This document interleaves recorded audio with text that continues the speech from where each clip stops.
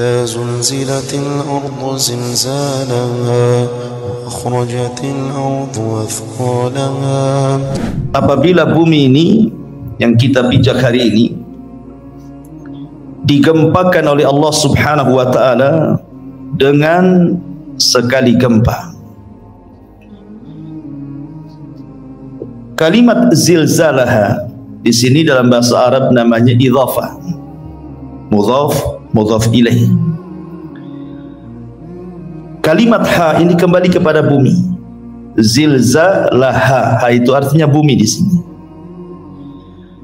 Kenapa Allah Subhanahu wa taala mengidhafahkan gempa kepada bumi?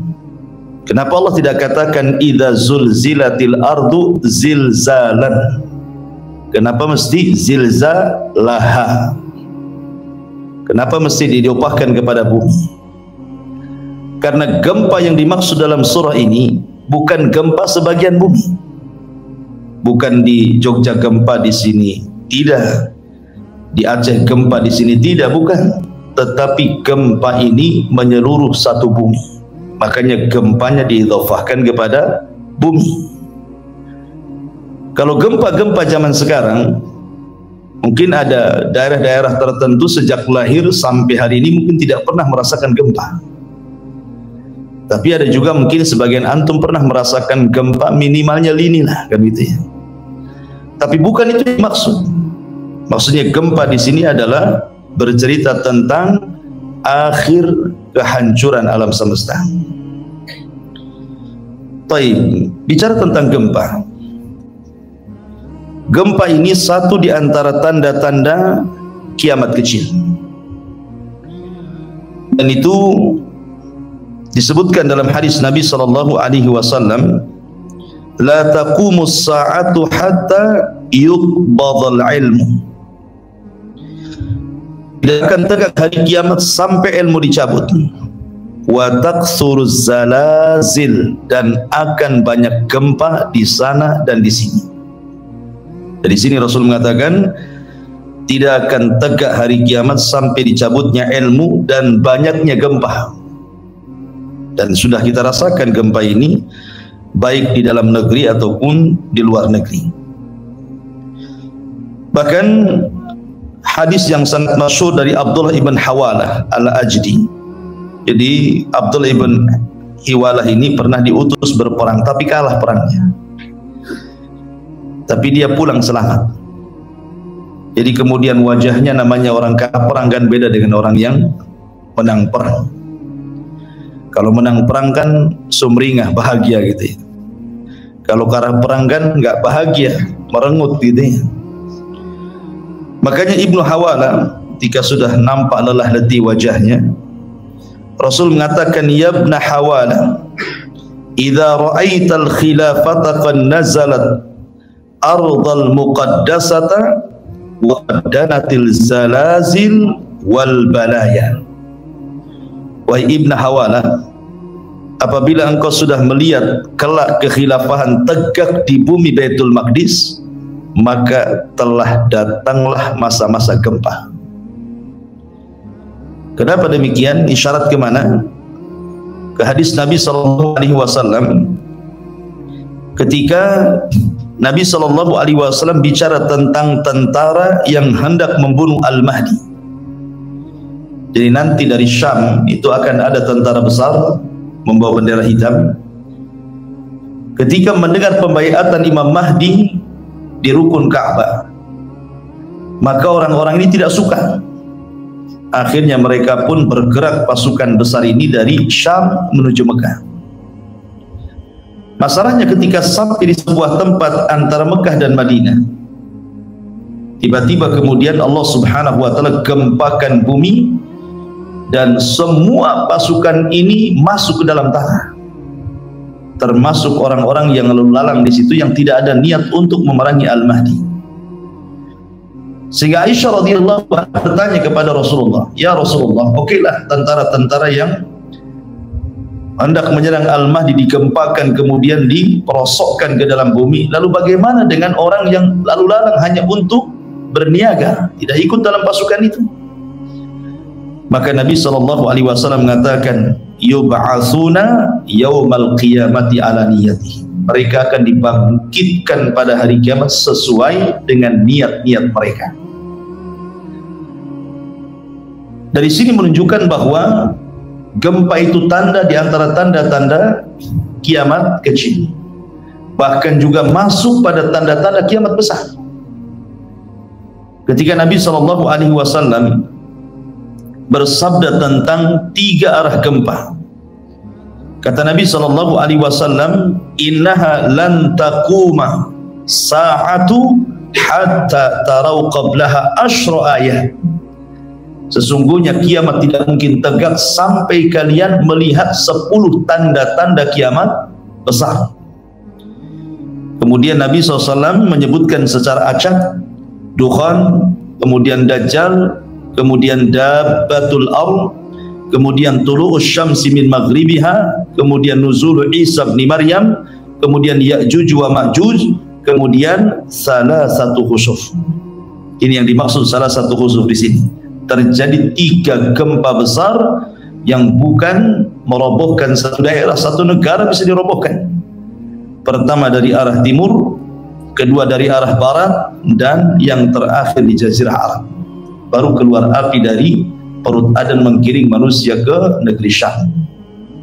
Para ulama menggolongkan hadis ini 10 tanda-tanda sebelum terjadinya kiamat, maksudnya tanda-tanda alamat saatil kubra, tanda-tanda alamat kiamat besar.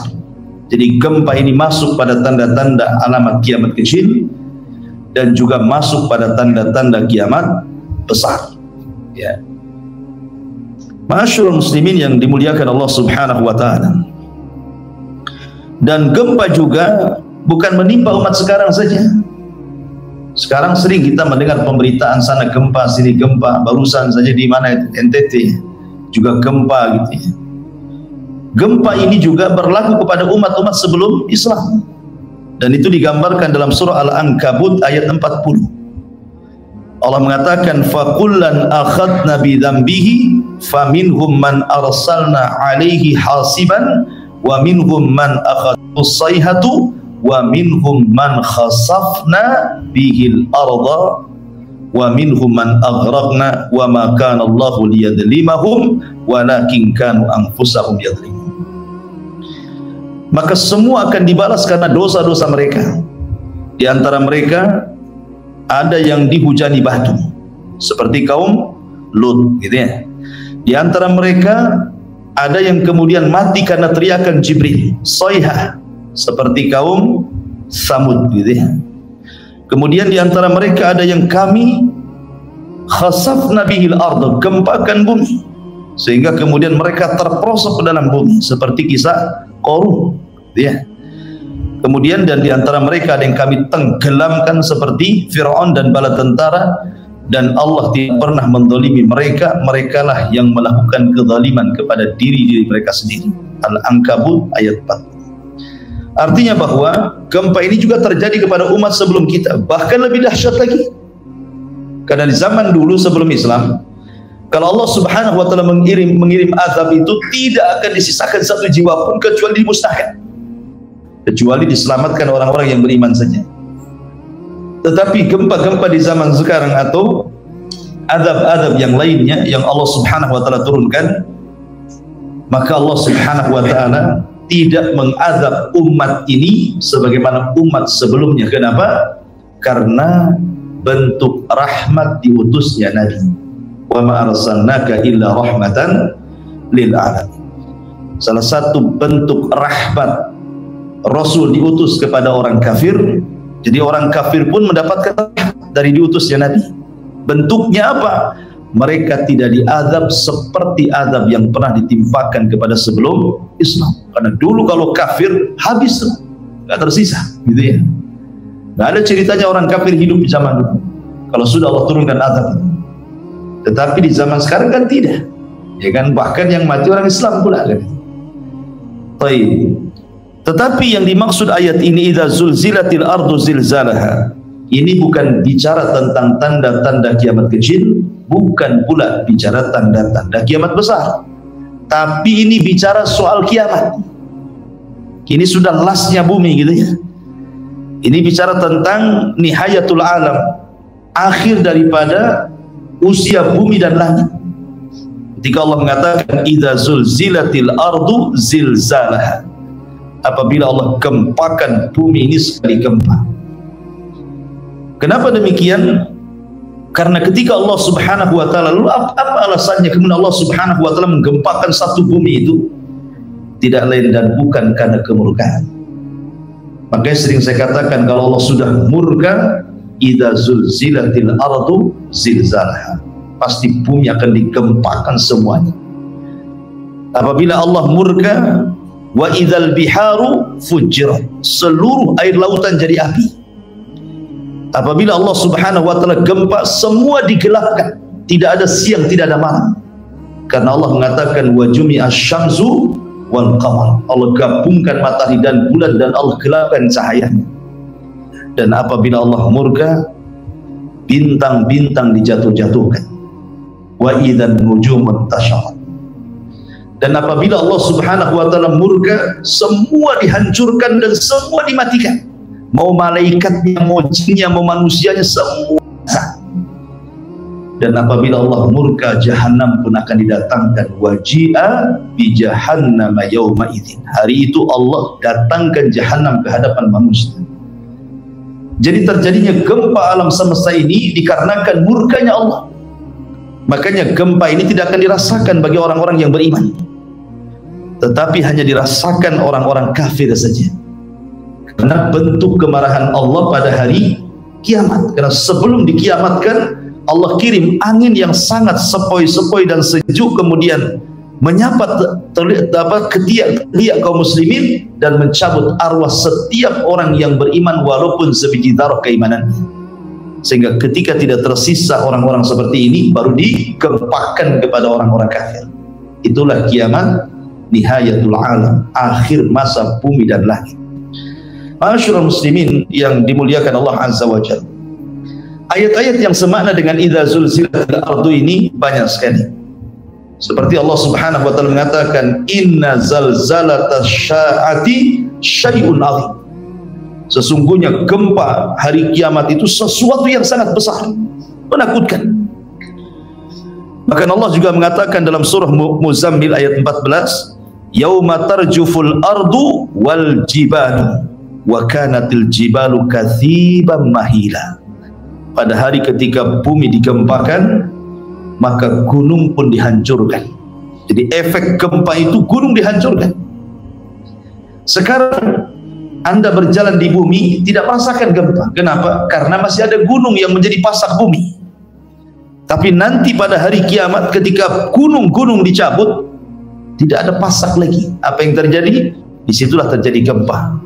Dan gunung itu subhanallah ketika dicabut dari pasaknya, sampai-sampai Allah mengatakan marras sahab, seperti kapas yang terbang.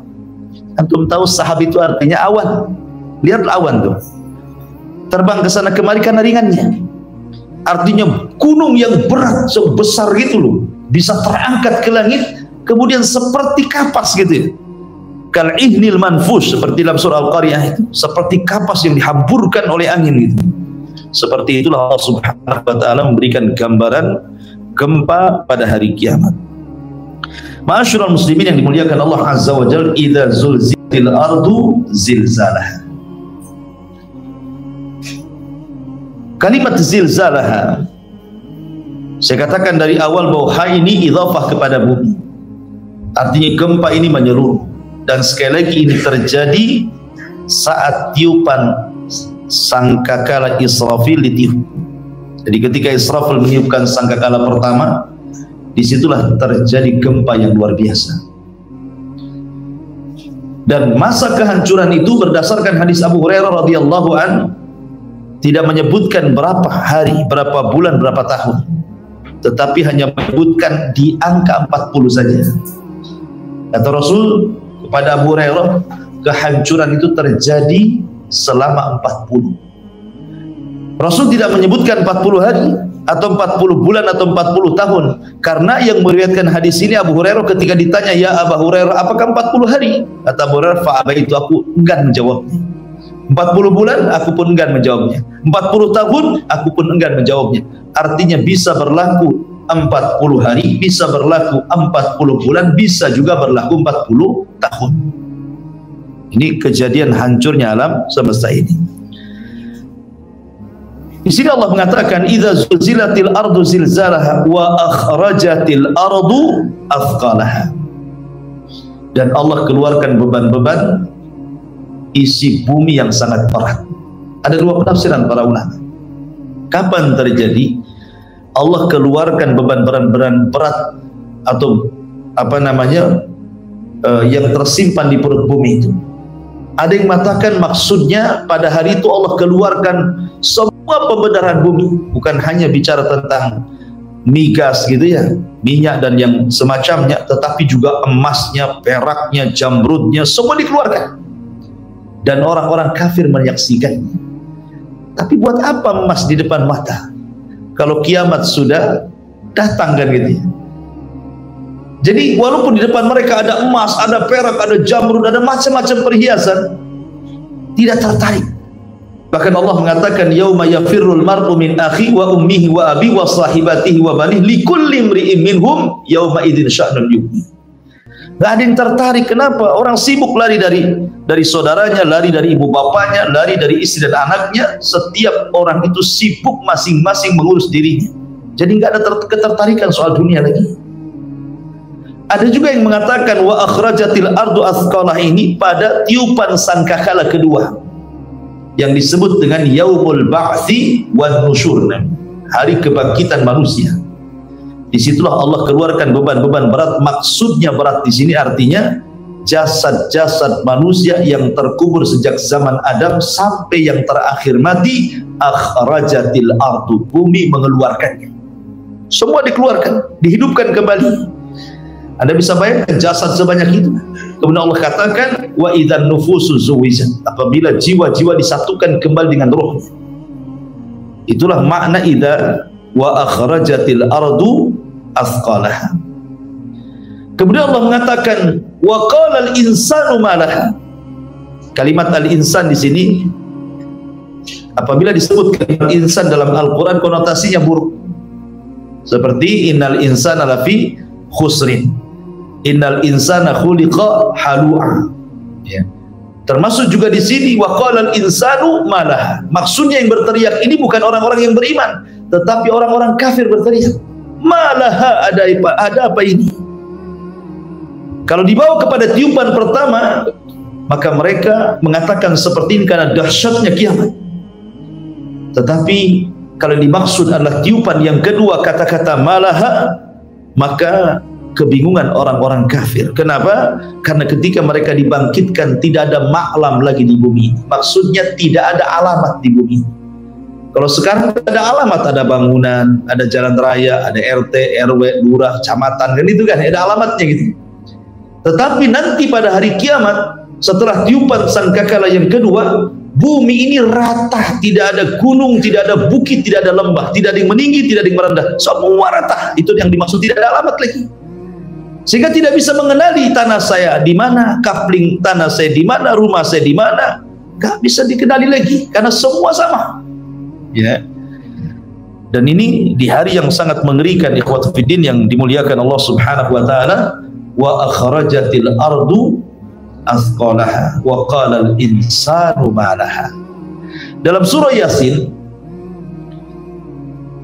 kata-kata al insan adalah ya wailana man ba'atsana min marqadina hadza. Dalam surah Yasin mentafsirkan kalimat malaha.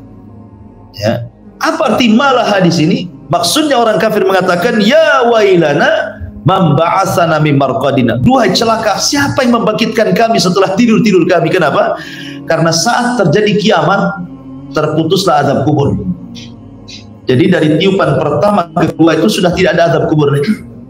Di mana ruh kemudian kalau dia seorang yang beriman diletakkan, kemudian kalau dia orang kafir diletakkan di sijin, dan badan jasad mereka dihancurkan kecuali tulang ekornya saja. Karena dari tulang ekorlah manusia dibangkitkan pada hari kiamat. Ya. Jadi surah Yasin menegaskan kalimat wa qala al insanu ma laha.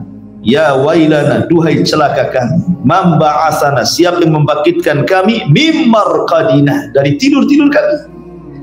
Tapi orang-orang yang beriman justru berteriak dan mengatakan, hadza ma wa'adar rahman wa sadaqal mursal. Inilah janji Ar-Rahman dan benarlah ucapan para rasul. Benarlah ucapan Nuh, ucapan Ibrahim, ucapan Musa, ucapan Isa, termasuk ucapan Rasul kita Muhammad sallallahu alaihi wasallam. Wa qala al-insanu ma laha. Ma'asyiral muslimin yang dimuliakan Allah Azza wa Jalla, siapa yang menghancurkan bumi ini? Tentu pertanyaannya adalah Allah. Zat yang jadikan bumi tidak gempa, dialah yang membuat gempa bumi. Dan Allah Subhanahu wa ta'ala ketika menjelaskan dan menciptakan langit dan bumi fi sittati ayyam, pada 6 hari, dimulai dari hari Ahad dan diakhiri di hari Jumat, Allah menciptakan langit dan bumi. Kemudian tsumma stawa 'alal 'arsy. Kemudian setelah itu Allah Subhanahu wa ta'ala istiwa di atas arsy, ya. Kemudian Allah Subhanahu wa ta'ala berfirman kepada langit dan bumi dan mengatakan, i'tiya tau'an au karha, datanglah kepadaku wahai langit, wahai bumi, suka atau tidak suka.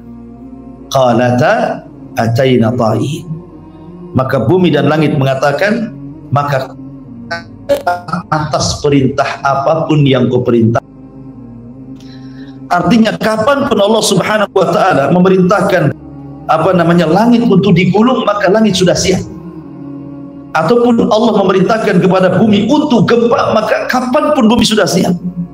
Karena kedua makhluk ini tidak bermaksiat kepada Allah Azza wa Jalla, baik langit ataupun bumi. Ingat kisah Qarun. Ketika Qarun memfitnah Nabi Musa dengan seorang wanita pelacur. Jadi Qarun ini hasadnya luar biasa kepada Musa, karena Bani Israel menghormati Nabi Musa padahal dia tidak kaya, sementara dia kekayaannya luar biasa, tetapi Bani Israel tidak menghargai dia, sehingga hasadnya kepada Musa itu luar biasa. Jadi Allah Subhanahu wa ta'ala ketika menceritakan tentang kisah Qarun, Qarun ini menyewa seorang pelacur untuk memfitnah Musa. Sini kamu, saya bayar sekian, nanti saya akan isukan kau berzina dengan Musa, kemudian kau hamil, biar orang tahu siapa sebenarnya Musa. Karena isu-isu soal perempuan kalau itu terkena kepada orang alim, itu langsung terjun payung, itu nggak ada lagi cerita dihormati orang, ya kan? Ingat kasus yang lagi viral itu ya, 21 di Rogol bahasanya gitu ya, sampai subhanallah dihujat satu Indonesia. Kalau lihat YouTube tuh komennya ndak ada yang positif, semua negatif. Kalau soal kehormatan itu, ya berat jadi ustadz itu.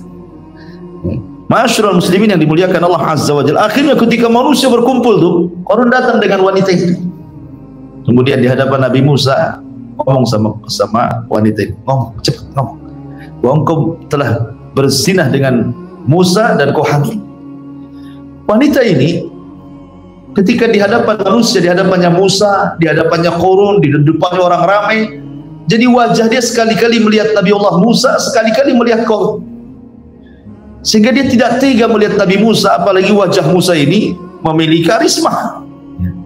Ketika dia hendak memfitnah Musa, tidak jadi, tidak mau dia. Justru dia mengatakan sesungguhnya Qarun yang telah membayarku untuk mengatakan bahwa aku berzina dengan engkau hai Musa. Wow, orang-orang jadi rame lah jadinya kan, karena wanita ini tidak mau masalahnya mengaku. Oh, Musa emosi lah kan gitu. Akhirnya Musa pun mula'ana, saling melaknat antara Qarun dan Musa. Tapi Qarun pun melaknat Nabi Musa. Macam mana dia melaknat nabinya? Laknatnya tidak akan diterima oleh Allah Subhanahu wa ta'ala. Dari situlah maka Musa berdoa kepada Allah, dan Allah katakan kepada Musa, ya Musa, perintahkan bumi, karena aku sudah perintahkan dia untuk menuruti kata-katamu. Dari situlah Musa alaihi salatu wassalam mengatakan kepada bumi, ya arda ibla'i, kata Musa, wahai bumi, telan orang ini. Ketika Musa ngomong begitu saja, langsung gempa bumi terbelah. Anehnya tidak langsung terperosok, termasuk rumah-rumahnya, gudang-gudang kekayaannya.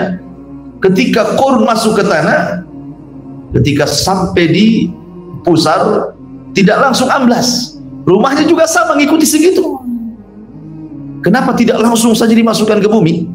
Supaya manusia melihat bagaimana Allah Subhanahu wa taala mengadab. Sebab kalau langsung terperosok saja hilang Qarun kan, manusia tidak bisa melihat kan. Jadi manusia biar melihat bagaimana azab Allah kepada Qarun. Banyak orang yang hendak menolong Qarun tetapi tidak bisa mendekat karena buminya kemudian malah mengejar orang yang menolongnya. Jadi takut orang-orang sehingga melihat dari kejauhan saja. Sampai akhirnya hari pertama dijepit bumi, hari kedua belesak lagi ke bumi, hari ketiga hilang seorang-orangnya, sak rumah-rumahnya, sak gudang-gudangnya. Allah katakan wa khasafna bihi wa bidarihil ardh, akan Qarun dan seluruh kekayaannya kan. Kan? Artinya bahwa bumi taat kepada Allah kan. Karena dia mengatakan, wahai Musa, perintahkan bumi karena dia sudah kusuruh taat kepadamu. Jadi ketika Allah Subhanahu wa taala menghancurkan bumi ini, ya karena bumi tidak maksiat kepada Allah. Kata bumi hancur, maka bumi akan menghancurkan dirinya. Itulah idza zulzilatil ardu zilzalaha. Wa qala al-insanu ma laha yawma idzin tuhadditsu akhbaraha. Ma'asyiral muslimin yang dimuliakan Allah Azza wa Jalla. Apa yang dimaksud yawma idzin tuhadditsu akhbaraha? Pada hari itu bumi menghabarkan beritanya. Di sini Allah Subhanahu wa taala hendak bicara tentang syuhud yaumal qiyamah.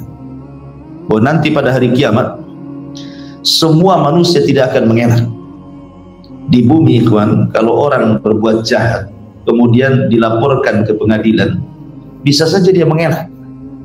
Dia bayar pengacara supaya bersilat lidah pengacaranya, akhirnya yang salah jadi benar.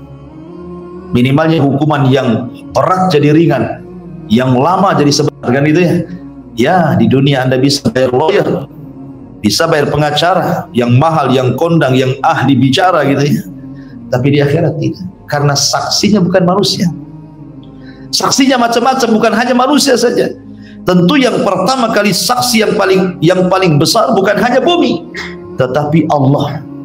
Allah akan jadi saksi bagi kita. Dan kalau Allah Subhanahu wa taala sudah jadi saksi bagi kita, sebenarnya tidak berhajat lagi kepada saksi yang lain kan. Kalau sudah Allah yang menjadi saksi lah, apalagi berhajat dari makhluknya. Tetapi Allah Subhanahu wa taala ingin menguatkan saksi-saksinya, bukan hanya dia saja. Sebenarnya kalau dia jadi saksi sudah cukup ya. Tetapi para nabi akan menjadi saksi. Termasuk Nabi kita Muhammad sallallahu alaihi wasallam akan menjadi saksi. Fa kaifa idza ji'na min kulli ummatin bisyahid wa ji'na bika ala haula'i syahida. Ketika Rasul memanggil Abdullah bin Mas'ud radhiyallahu anhu, dikatakan Abdullah bin Mas'ud ini kan salah satu katib wahyu, penulis wahyu Nabi. Banyak penulis wahyu itu, Abdullah bin Mas'ud, kemudian Muawiyah bin Abi Sufyan, Ubay Ibn Ka'ab ini yang paling mutkin ya. Ubay bin Ka'ab sampai-sampai ketika Rasul lupa baca surat dalam sholat, kemudian sahabat bertanya, Rasul apakah surat itu sudah dimansuh, artinya kenapa nggak dibaca, ataukah Anda lupa? Kata Rasul, saya tidak lupa dan ayat itu tidak dimansuh, tidak dihapus. Maka sahabat mengatakan, tidak, Anda lupa. Maka ketika banyak para sahabat yang kemudian membenarkan kata-kata sahabat ini, yang dipanggil siapa? Aina Ubay? Di mana Ubay bin Ka'ab? Kata Rasul. Kenapa? Karena dia yang paling mungkin hafalan Qurannya. Betul nggak tadi saya lupa baca Quran katanya? Kata Ubay, iya wahai Rasul. Tetapi ingat bahwa lupanya Nabi SAW bukan karena Nabi pelupa, tidak. Lupanya Nabi SAW membuat sebuah syariat. Jikalau seorang imam lupa baca, bagaimana caranya menegur? Kalau Rasul tidak pernah lupa dalam sholatnya, susah pula nanti kalau imam lupa kan? Karena ada contohnya. Ya. Karena Nabi SAW itu tidak pernah lupa. Makanya Allah mengatakan sanukriuka fala tansa. Fala tansa di sini la bukan la tapi lan maknanya. Kalau mau Mau diganti sanukriuka fala, la di sini lan artinya. Lan tansa dengan la tansa beda. Kalau la itu jangan lupa, tapi lan tidak lupa gitu maksudnya. Karena ketika Jibril membacakan ayat apabila memberikan wahyu kepada Rasul, maka Rasul itu saking takut lupa, kalau Jibril membaca dia ikut baca. Qul huwallahu ahad, kata Rasul, qul huwallahu ahad. Allahu samad, kata Jibril. Rasul mengatakan qul huwallahu. Kata Jibril, tidak perlu kau ikut-ikut katanya kan. Kenapa? Biar dengarkan saja, saya yang baca. Nanti Allah akan letakkan hafal di dadamu. Makanya Allah mengatakan la tuharrik bihi lisanaka lita'jala bi. Tidak perlu kau tergesa-gesa, dengarkan saja. Ya. Nanti Allah simpan. Inna jama'na gimana dalam Quran itu? La tuharrik bi lisanaka lita'jala bi. Inna alaina jam'ahu wa Qur'an. Kami kumpulkan nanti Quran di dadamu. Dari sini kata para ulama, inilah perbedaan Rasul dengan Adam. Kalau Adam itu pelupa. Adam diajarkan wa 'allama Adam al-asma' kullah. Semua nama-nama diajarkan sama Adam, termasuk soal halal dan haram, termasuk juga pohon yang tidak boleh didekati. Tetapi Adam lupa, dekat pula sama pohon itu karena was-was syaitan. Makanlah buah khuldi, keluar dia dari surga, gitu ya. Dia lupa sama pohon itu. Nah, dari situlah keturunan disebut al-insan, manusia karena pelupa. Ya. Tapi Rasul tidak. Kalaupun seandainya ada ayat yang tidak lupa dibaca Rasul, boleh jadi ayat itu dimansukh, manansakh min ayatin aw nunsiha na'ti bi khairi minha aw mithliha, ataupun memang lupa karena sebuah syariat untuk nanti dijadikan percontohan kepada umatnya. Antara dua saja. Tapi Rasul tidak pernah lupa. Rasul itu kuat hafalannya. Ma'asyiral muslimin yang dimuliakan Allah Subhanahu wa taala. Jadi yang jadi saksi adalah Allah, para nabi, termasuk Nabi sallallahu alaihi wasallam. Ketika Abdullah bin Mas'ud yang mengatakan, wahai Abdullah bin Mas'ud, bacakan kepadaku. Abdullah bin Mas'ud, Rasul, Quran itu turun kepadamu, apa yang pula aku baca gitu ya. Tapi dari sini faedahnya, terkadang orang mendengar lebih tergerak hatinya dibandingkan membaca kan gitu. Terkadang ada orang mendengar Quran bisa nangis, bisa tobat gitu ya. Kalau baca sendiri kadang nggak ada pengaruhnya, kadang-kadang ya mungkin merasa suaranya grebek nggak jelas mungkin ya. Kalau yang baca ini suaranya sudah surem, kalau antum serem bukan surem, serem antum.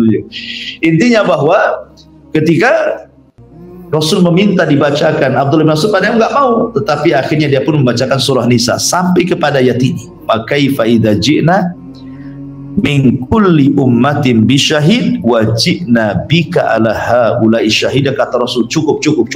Kata Abdullah bin Mas'ud, aku melihat air mata keluar dari kedua mata Rasul membasahi janggutnya.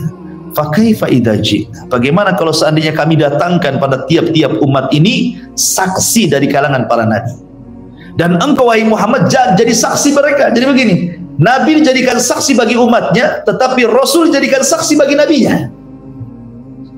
Karena nanti setiap nabi itu akan datangkan di hadapan umatnya. Kemudian Allah akan mengatakan kepada umatnya, betulkah nabimu sudah menyampaikan risalahnya? Contohnya Nuh, hei Nuh, kamu sini, kumpulkan umatnya Nuh. Maka Allah akan mengatakan kepada umatnya Nuh, hei umat Nuh, betul enggak Nuh sudah menyampaikan risalah kepada kalian? Maka umatnya yang kafir mengatakan berdusta, tidak pernah. Maka Allah mengatakan, ya Nuh, lihat, kau belum pernah menyampaikan risalahku kepada mereka. Buktinya mereka mengatakan tidak pernah. Ada enggak saksi yang membuktikan bahwa engkau menyampaikan risalahnya? Kata Nuh, ada. Dipanggillah Nabi SAW. Bayangkan jarak Nuh kepada Nabi ini enggak ketemu. Maka Allah mengatakan, ya Muhammad, kau mau jadi saksi Nuh SAW? Ya. Bagaimana engkau bersaksi sementara hidupmu dengan zaman Nabi Nuh itu berbeda jauh? Kau tidak hadir di situ. Maka Rasul mengatakan, ya, walaupun aku tidak hadir di zaman itu, tetapi yang mengatakan Nuh sudah menyampaikan risalah kepada umatnya adalah dirimu. Kemudian Rasul membacakan Al-Quran. Quran yang menghabarkan bahwa Nuh sudah menyampaikan risalah. Itulah makna daripada wajibna bika ala haula syahida. Ya. Kemudian juga di antara saksi selain itu adalah orang-orang para ulama, orang-orang saleh termasuk para syuhada. Dan itu disebutkan dalam Al-Quran, wa kadzalika ja'alnakum ummatan wasata litakunu syuhada 'alan nas. Begitulah kami jadikan kalian umat pertengahan agar kalian jadi saksi. Siapa? Orang-orang saleh. Orang-orang yang beriman akan jadi saksi juga. Termasuk juga para malaikat. Para malaikat akan menjadi saksi bagi manusia, termasuk juga bumi yang sedang kita bicarakan di sini. Ya, Allah mengatakan idza zulzilatil ardu zilzalaha wa akhrajatil ardu athqalaha wa qala al insanu malaha yauma idzin tuhadditsu akhbaraha. Pada hari itu bumi menghabarkan berita semua orang yang di atasnya. Ya Rabb, detik ini, jam ini, hari ini, tanggal sekian, bulan sekian, tahun sekian, si fulan maksiat di tempat ini. Disebutkan satu-satu sama bumi itu. Miliaran manusia itu disebutkan satu-satu, dibayangkan. Anda bisa mengelak kemana? Oh, kita ini menginjak bumi. Ya. Kalau siapa yang menginjak bumi, pasti bumi akan bersaksi tentang perbuatan kita. Dan ketika itu manusia tidak akan lari, tidak mungkin berdusta, karena saksinya langsung bumi.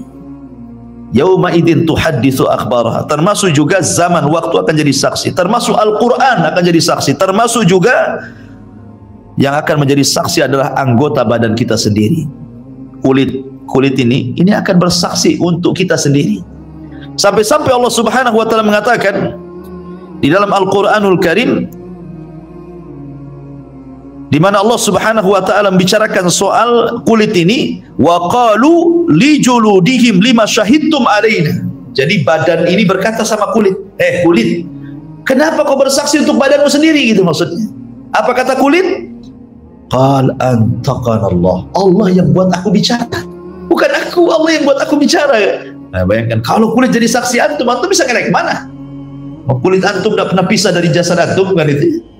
Termasuk juga tangan kita, seperti Allah mengatakan dalam surah Yasin, yauma nakhtimu ala afwahihim wa tukallimuna aydihim wa tashhadu arjuluhum bima kanu ya'malun. Pada hari mulut terkunci, tangan bicara, kaki pula jadi saksi. Coba mau lari kemana, ikhwatu fiddin yang dimuliakan Allah Subhanahu wa taala? Kalau saksi sebanyak ini, maka mereka tidak mungkin lari dari Allah Subhanahu wa taala. Pengacaranya saja butuh pengacara di sana itu. Lawyernya lo butuh lawyer. Tapi masalahnya tidak ada lawyer lagi di sana. Walaupun ada, pakai apalah kita ini bayar? Sementara kita dibangkitkan khufatan, uratan, hurlan, buhman, tidak dikhitan, telanjang, tidak sandal, tidak mau barang di badan. Lalu bayar pakai apa? Ya, jadi ma'asyiral muslimin yang dimuliakan Allah Azza wa Jalla, yauma idzin tuhadditsu akhbaraha bi anna rabbaka auhalah. Lihat bahasa Quran. Kenapa Allah mengatakan bi anna rabbaka, ada ka-nya di sini?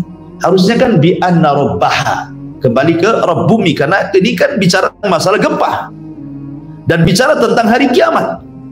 Tapi Allah katakan rabbaka, sesungguhnya Rabb kamu mewahyukan kepada bumi. Kata para ulama tafsir menunjukkan ketika kemudian Allah memberikan khitab kepada Rasulullah SAW dengan khitab mukhatabah anta, kamu, gitu ya, berarti menunjukkan kemuliaan Rasul di hadapan Allah. Allah tidak menasabkan kepada dirinya, tapi Allah katakan fa inna rabbaka, sungguhnya Rabbmu wahai Muhammad, Rabbmu wahai Muhammad sudah mewahyukan kepada bumi untuk bicara. Jadi Allah memuliakan Nabi sallallahu alaihi wa ala alihi wasallam. Ma'asyiral muslimin yang dimuliakan Allah Subhanahu wa taala. Kemudian Allah Subhanahu wa taala katakan, yauma idzin yasdurun nasu ashtatan liyurau a'malahum. Pada hari itu manusia akan bangkit dengan berbagai macam bentuk. Ashtat, ya. Karena Rasul yang mengatakan siapa yang ketika mati bunuh diri karena minum racun, maka akan dibangkitkan seperti itu. Siapa yang bunuh diri gantung diri, maka akan dibangkitkan seperti itu. Siapa yang bunuh diri dengan anggaplah terjun dari jembatan Barelang, maka ya akan dibangkitkan seperti itu. Jadi manusia itu dibangkitkan sesuai dengan matinya. Maka berdoalah supaya kita mati husnul khatimah. Kalau kita meninggal dalam posisi sholat, dibangkitkan seperti itu, lagi sholat. Kan enak tuh, nampak gitu kan, dibangkitkan lagi sedekah, dibangkitkan lagi puasa, dibangkitkan lagi sholat. Oh, itu kan asar amal namanya, ya, pengaruh amal kita sampai ke akhirat gitu. Tapi kok dibangkitkan lagi maksiat, naudzubillah, ya. Ma'asyiral muslimin, kemudian Allah mengatakan faman ya'mal mithqala dzarratin khairan yarah. Amalan di dunia Kan tidak tahu. Apakah antum ketika sholat antum tahu sholat antum diterima? Kan tidak tahu. Ketika antum puasa, tahu antum puasa antum diterima? Nggak tahu. Walaupun antum sedekah segede bukit emas semuanya disedekahkan ke Jabal Uhud, antum tidak tahu diterima atau tidaknya. Ya diterima saya emasnya, tapi amalan apa boleh terima Allah apa enggak, kan itu? Tidak ada yang tahu. Makanya ulama salaf itu sampai mengatakan, kalaulah satu sujudku saja diterima dan aku tahu, itu sudah cukup. Kenapa? Karena Allah mengatakan, innama yataqabbalullahu minal muttaqin. Sungguhnya Allah hanya menerima amal dari hamba yang bertakwa. Jadi ketika aku tahu bahwa satu sujud diterima, berarti Allah menganggap aku sebagai orang yang takwa. Tapi masalahnya kita tidak tahu amalan mana yang diterima. Kiamat, wa man ya'mal dzarratin khairan yarah. Artinya amal itu akan ditampakkan, mana yang ditolak, mana yang diterima, dan disitulah bentuk balasan khairan yarah. Kalau dia berbuat baik di dunia, dia tuai kebaikan di akhirat. Ya. Kalau dia berbuat jahat di bumi, maka akan menuai kejahatan. Wa man mithqala dzarratin syarran yarah. Di sini bicara tentang masalah timbangan amal. Karena amalan itu dianggap baik kalau sudah ditimbang. Ya kan? Makanya kenapa kemudian posisi timbangan amal itu sesuatu yang menakutkan pada hari kiamat? Karena timbangan itu terjadi setelah hisab. Ya. Jadi hisab dulu, di antara hisab ini diterbangkan catatan, ada yang mengambil tangan kanan, tangan kiri di belakang ini, kemudian juga ditampakkan amalannya di bumi seperti hadis 3 orang yang pertama kali disentuh api neraka, dipanggil orang yang ahli Quran, ditampakkan pahalanya. Dulu kau di bumi seperti ini, ditampakkan kayak layar tancap tuh ketika dia ngaji di mana, diundang di mana, ditampakkan semuanya, disebut ardul amal namanya, tampakkan amalannya. Kemudian dia pun manggut-manggut, oh iya memang itu pekerjaan. Kemudian Allah mengatakan, untuk apa kau lakukan itu? Untukmu ya Rabb, kadzabta, dusta kamu. Langsung dustakan sama Allah. Engkau membaca Quran supaya orang menganggap kau ini qori. Masukkan dia ke neraka, kata Allah. Jadi ada apa namanya penyebaran catatan, kemudian ada yang mengambil tangan kanan, tangan kiri, dan di balik punggung ada juga ditampakkan amalannya. Amalan yang pernah dilakukan di bumi. Ya, termasuk juga macam-macam soal amalan. Tetapi setelah hisab, itulah yang dibicarakan ayat ini. Wa man ya'mal mithqala dzarratin khairan yarah wa man ya'mal mithqala dzarratin syarran yarah. Karena kita tahu dari mana kalau kemudian amalan kita diterima kalau belum ditimbang.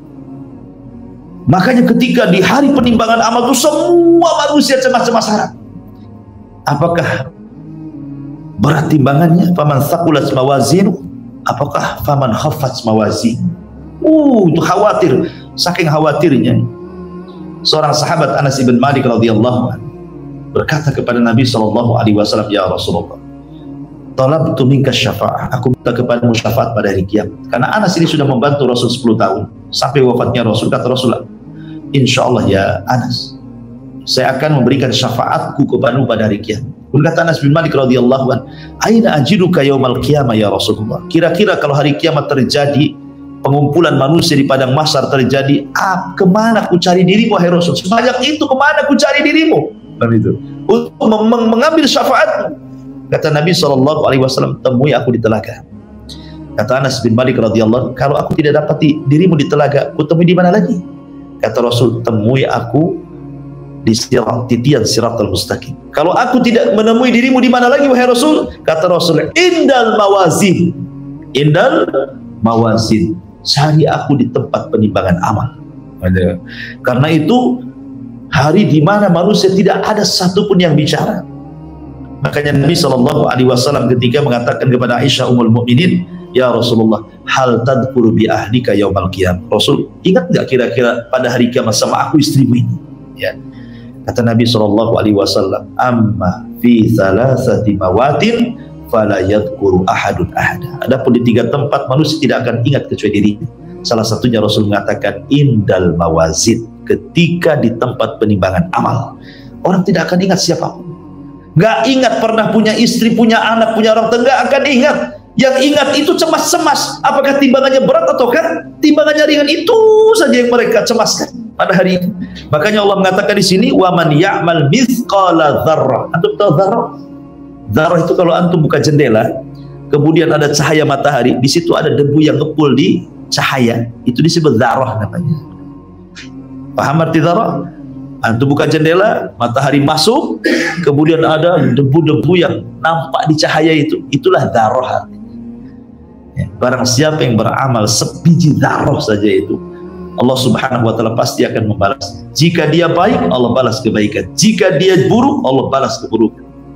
Bayangkan adilnya Allah, sampai amalan kecil pun Allah balas. Dari sini Rasul mengatakan la tahqiranna minal ma'rufi syai'a. Jangan remehkan sekecil apapun kebaikan. Walaupun sebiji dzarrah. Jangan-jangan itu pula yang memasukkan kita ke surga. Kita tidak tahu. Ya. Karena amalan besar itu cenderung riya biasanya. Berbeda dengan amalan kecil kan. Amalan kecil itu rata-rata ikhlas. Sangat ikhlas. Antum sedekah 1000 hari ini, antum lupa besok itu. Antum sedekah 100 juta setahun kemudian masih ingat, ya, saya pernah nyumbang Jabal Uhud 100 juta. Masih ingat antum kan? Diingat-ingat kalau amalan besar itu. Wa man ya'mal mithqala dzarratin khairan yarah wa man ya'mal mithqala dzarratin syarran yarah. Bicara tentang mizan, timbangan amal saleh ataupun timbangan keburukan, apa sih yang ditimbang? Apa yang ditimbang? Sebelum itu, dalil-dalil tentang masalah ini banyak dalam Al-Quran. Seperti Allah Subhanahu wa taala mengatakan wa nadha'ul mawazinal qista, dan kami tancapkan timbangan-timbangan keadilan. Kemudian juga Allah mengatakan wal waznu yauma idil haq, dan timbangan pada hari kiamat itu kebenaran adanya. Kemudian juga Nabi SAW ketika bicara tentang kedua betis Abdullah bin Mas'ud. Jadi Abdullah bin Mas'ud itu kan kurus sekali. Naik dia ke pohon kurma, datang angin, jubahnya tersingkap, betisnya kurus, seolah-olah daging melipat kulit saja. Daging melipat tulang, saking kurusnya. Sahabat nengok, tertawa lah sahabat nih. Oh, rupanya betisnya kecil katanya. Rasul datang marah, la tasubbu saqaihi Abdullah bin Mas'ud. Jangan kau celah dua betisnya Abdullah bin Mas'ud, kata Rasul. Sebab kalau dua betis itu ditimbang dan satunya gunung Uhud, masih berat dua betisnya dibandingkan gunung Uhud itu, katanya. Menunjukkan bahwa di sini ada timbangan, ya kan? Rasul menetapkan adanya timbangan. Termasuk juga hadis yang ma'ruf lah, kalimatani khafifatani ala lisani thaqilatani fil mizani habibatani ala rahman subhanallah bihamdihi subhanallahil azim. Dua kalimat ringan di lisan tapi berat dalam timbangan. Dicintai Ar-Rahman subhanallah bihamdihi subhanallahil azim. Ini juga dalil tentang adanya timbangan, ya. Lalu apa yang ditimbang? Sebagian para ulama mengatakan yang ditimbang adalah innal ladzi yuzan fi dzalikal yaum al-a'mal nafsuha wa annaha tujsamu wa tudau fil mizan. Jadi pada hari itu yang ditimbang adalah amalannya, dan amalan itu akan dibentuk dengan bentuk yang sangat indah dulu, dijasadkan dulu amalannya itu. Kalau amalan di dunia kan susah mau membentuk jasad gitu ya. Namanya seseorang ikhlas, menggambarkan ikhlas seperti apa kan tidak tahu, ya kan? Ikhlas itu seperti apa? Bulatkah, lonjongkah, segitiga kah? Tidak tahu kita membayangkan ikhlas seperti apa kan? Ikhlas amalan hati, ya. Tapi nanti di akhirat nih, amalan-amalan yang tidak bisa dibentuk di dunia Allah bentuk tuh, dijasadkan kemudian ditimbang, itu maksudnya. Sebab kalau tidak ada jasadnya cuma ditimbang kan? Harus dijasadkan dulu. Ya, amal solehnya dijasadkan, ikhlasnya dijasadkan dulu, kemudian takutnya dijasadkan dulu, harapnya dijasadkan dulu, cinta kepada dijasadkan dulu. Pokoknya amal-amal hati akan jadi jasad semuanya, baru ditimbang. Nah, itu maksudnya. Ini sebagaimana Imam Al-Bukhari rahimahullahu ta'ala ketika beliau membuat bab wa nadha'ul mawazinal qista liyaumil qiyamah, surah Al-Anbiya 43, kata Imam Bukhari annal a'mal bani Adam wa qaulahum yuzan, sesungguhnya amal-amal bani Adam dan perkataan mereka akan ditimbang. Kemudian juga ulama mengatakan tujsad wa tuzan, dijadikan jasad dulu baru ditimbang, gitu ya. Jadi yang ditimbang ini kata para ulama ada 3. Pertama jasad, amal kita, badan kita. Kedua catatan kita. Kemudian yang ketiga amal kita, amal, catatan, badan, tiga-tiganya ditimbang pada hari kiamat, ya. Maka waman ya'mal mithqala dzarratin khairan yarah wa man ya'mal mithqala dzarratin syarran yarah. Lalu apa hikmahnya? Kenapa ada timbangan? Pertama, hikmah ada timbangan itu. Pertama, zuhuru athari asma'illah wa sifati. Tampaknya pengaruh nama-nama Allah dan sifat-sifatnya. Apa nama-nama Allah, sifat-sifatnya? Allah itu alim, maha mengetahui. Antum mau maksiat di mana saja, Allah tahu. Kan itu ya? Allah itu maha tahu. Sehingga sekecil apapun maksiat yang manusia tidak tahu, tapi Allah tahu, tetap kena timbangan. Dan sifat alim adalah sifat Allah, nama Allah. Ya. Kemudian yang kedua, bayanu qudratihi ala hisabi khalqihi. Bahwa ini kekuasaan Allah, kesanggupan Allah menghisab semua makhluknya. Bayangkan makhluk itu banyak, dari Adam sampai orang yang terakhir mati, dari jin yang pertama sampai jin yang terakhir itu ya. Berapa banyak itu, tapi Allah qadir, mampu menghisab semuanya. Kemudian dan menimbang semuanya. Kemudian yang ketiga, idhar annahu la tasawa bainal muhsin wal musi. Ingat bahwa dengan beriman kepada mizan Allah hendak membedakan mana orang baik, mana orang jahat. Dengan apa? Dengan timbangan tadi. Kalau orang baik, berat dia. Karena timbangan di akhirat itu ke atas, bukan ke bawah. Ya, kalau timbangan dunia kan ke bawah, makin berat makin ke bawah kan. Kalau timbangan ke akhirat itu kalau berat ke atas dia, kalau kan ke bawah. Ya, kenapa? Karena surga itu darajat, naik, makin tinggi makin mulia, makin tinggi makin indah. Neraka makin bawah makin jelek, makin menakutkan, makin jahat. Jadi timbangannya melesat ke atas. Tosat bihinna la ilaha illallah. Sebagaimana Hizbut Tokoh, ketika orang didatangkan 99 sijilat catatannya, kemudian dibacakan satu catatan, rupanya keburukannya sejauh mata memandang. Dia pun kemudian down, langsung putus asa. Tidak mungkin saya masuk surga, pasti aku masuk neraka. Kata Allah, tidak. Kau punya satu amalan yang bisa mengalahkan semuanya. Dikeluarkan kartu sakti, ditimbang, rupanya langsung melesat ke atas. Oh, bihinna la ilaha illallah. Rupanya dia punya la ilaha illallah. Semua ringan, la ilaha illallah berat, langsung naik ke atas, gitu kan. Tauhid artinya ya. Baik, kemudian juga yang keempat, farhatul mu'min wa haznul kafir. Dengan adanya timbangan, biar orang yang beriman senang dan sedihnya bagi orang kafir. Di dunia orang kafir mentertawakan kita, tapi di akhirat kita yang mentertawakan orang kafir. Kemudian yang nomor 5, iqamatil mawazin. Fiha iqamatul hujjah. Dengan ditegakkan timbangan-timbangan itu untuk ditegakkan hujjah. Hujjah kita di hadapan Allah Subhanahu wa taala. Dan ini juga menunjukkan keadilan Allah. Ya, keadilan Allah Subhanahu wa taala. Lalu apa yang bisa meringankan amalan kita di bumi? Sehingga meringankan timbangan kita di akhirat dan tidak memberatkan. Pertama, riya. Riya ini bisa meringankan timbangan. Kita kan butuh berat timbangan, gitu ya. Lalu apa yang bisa meringankan timbangan? Pertama, riya. Karena Rasul mengatakan, inna akhwafa ma akhafu alaikum asyirkul asghar. Qalu wa masyirkul asghar? Qala ya Rasulullah. Qala riya. Yaqulullahu lahum yawmal qiyamah idza juziyan nasu bi a'malihim idhabu ila alladhina kuntum turauna fid dunya ila akhir hadis. Di sini Rasul mengatakan, sesuatu yang paling aku takutkan menimpa kalian syirik kecil. Mereka mengatakan, apa itu syirik kecil Rasul? Kata Rasul, riya. Kemudian Allah berfirman kepada mereka, orang-orang yang riya pada hari kiamat, apabila manusia sedang ditimbang amalnya, tengoklah, minta bantuan kepada orang atau manusia-manusia yang kau riyai itu, bisa nggak nolong kamu? Nah, gitu ya. Ya, jadi yang pertama adalah riya.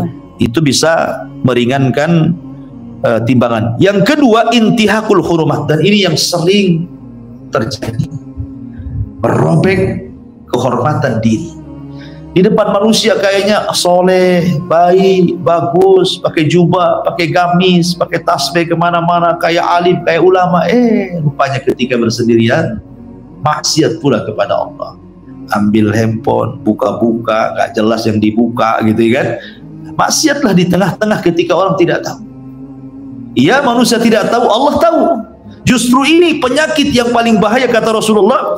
Nanti pada hari kiamat akan didatangkan umat yang mau pahala besar seperti gunung Tihamah, tapi dihancurkan pahala itu gara-gara apa? Maksiat yang tidak diketahui manusia. Karena dia merobek kehormatan sendiri di hadapan Allah Subhanahu wa taala. Ngeri kan? Jangan bermaksiat Ketika di hadapan manusia sok baik, ketika tidak ada manusia, orang yang paling jahat pula terhadap dirinya sendiri. Dan itu yang banyak di hari ini sekarang kan. Dan makanya antum kalau punya anak bawa handphone, kemudian gubrak ke kamar, kemudian ditutup, dikunci, hati-hati, ya kan? Pasti sedang apa dan apa ya dengan handphonenya gitu. Baik, kemudian juga yang bisa meringankan amalannya adalah seseorang yang bermaksiat kepada Allah Azza wa Jal secara umum. Kemudian adapun secara khusus disebutkan dalam hadis Aisyah radhiyallahu anha tentang orang-orang yang muflis pada hari kiamat. Atau orang muflis, orang yang bangkrut. Maksudnya begini, di sisi lain dia membawa pahala sholat, pahala zakat, pahala macam-macam, dia bawa pahala berat, seolah-olah memberatkan timbangan.